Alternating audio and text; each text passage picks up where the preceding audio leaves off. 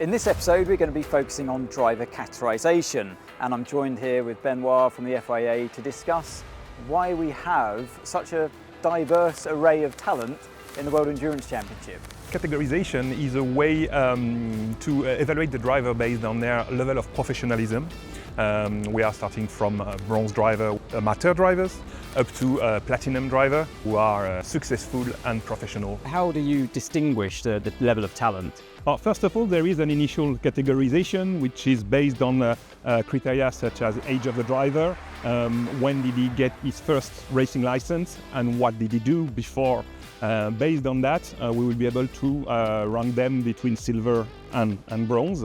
Bronze driver will be the older driver without any racing experience. Silver driver, if you've done a little bit of single-seater and you've got quite a few correct results. So that's the initial categorization. And from then, we will take into consideration the performances of the driver over the championship he has run with. Not the results, the performances, the lap time. That's the very important differentiating factor between a bronze driver and a silver driver, and after, of course, a gold driver, which at this stage is already considered as a professional driver. And you could just explain the difference between now the platinum drivers versus the gold drivers, because in my experience, there was hardly any difference, if at all, in terms of lap time. A platinum driver will be a driver that, for example, has held a super license, so drove at least one Formula One race, for example. Also, all the factory drivers are automatically platinum drivers. So that's why we saw the likes of Sébastien Ogier, therefore, when he joined WEC for a while, he was declared as a platinum driver. Exactly. He'd never raced in WEC before.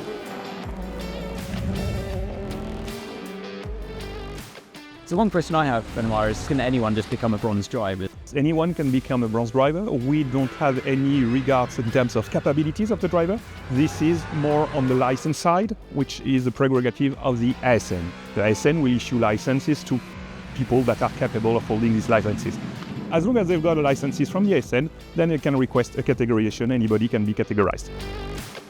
In terms of percentages, what are we talking here? How many bronze drivers versus golds and silvers and platinums? What's the ratio?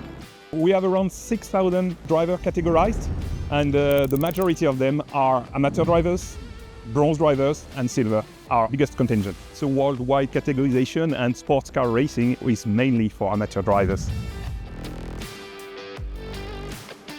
Although it is managed by the FIA, it's a collective work from the various championship organizers all around the world of sports car and GT organizers, such as, of course, ACO, our partner in WEC, but also the IMSA in the US, SRO, with one of the biggest organizers of GT racing, and with people from Japan, from Australia, from South America, helping us and bringing their expertise on these drivers that come from all over the world to make sure we categorize them at the right level. We all bring our individual knowledge of the drivers, of the championships in which they've raced, and whether or not their performance qualifies for upgrades, downgrades.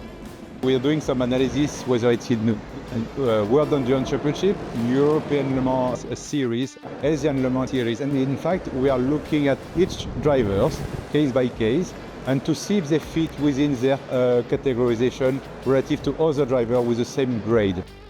So it's all part of the larger evaluation where those representatives from the individual nations and the individual organizations bring local knowledge to the committee in order to help inform the decisions that the committee takes. So in theory then, what you're saying is you could have a driver that is competing in WEC as a silver driver, and then they're off racing somewhere else in another championship, say Super GT, for example, in Japan, but they're winning races, they're winning championships. Would that affect their silver status in WEC? Yeah, it can affect their status based on the performances they recorded during these races. So we do not leave some races not checked. It's a worldwide categorization. Just asking for a friend here. Say if a driver retired and was a platinum driver, how long would you have to wait before you were downgraded? You'll have to wait at least 10 years without any racing, be downgraded to gold. And then after that, automatic downgrade for age comes at the age of 16. 60? I've got a long time to wait then, I'm still young. We have a platform from the FIA website where the driver can register himself to get a categorization. So it's based on a voluntary basis. If the driver wants to participate in a championship that requests the categorization, he needs to go through this process.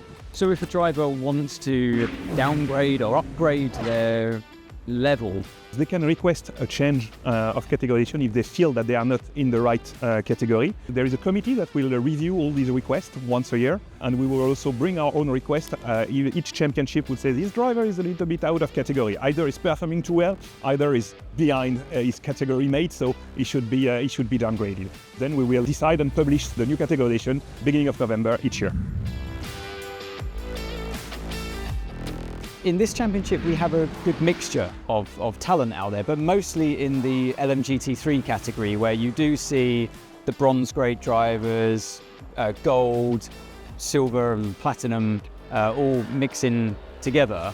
How do you go about creating these different segments? If you want, from a championship organizer perspective, have some teams of drivers which are, in terms of level, compatible one to another, that's where the driver categorization comes in. In hypercar, you're not allowed by regulation to run a bronze driver.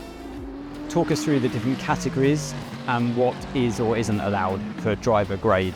MGT3 in WEC, for example, is a privateer category. We don't have a direct manufacturer involvement, and in the same spirit, we want amateur drivers, which can be helped by professional drivers, which is not the case, of course, in hypercar, where we are in a professional championship with manufacturer-entered cars, and to make sure that the level of the driving is up to the standard of the category. If you want to hear more of this kind of content, feel free to look at the FIA YouTube channel and obviously look at their social media content as well.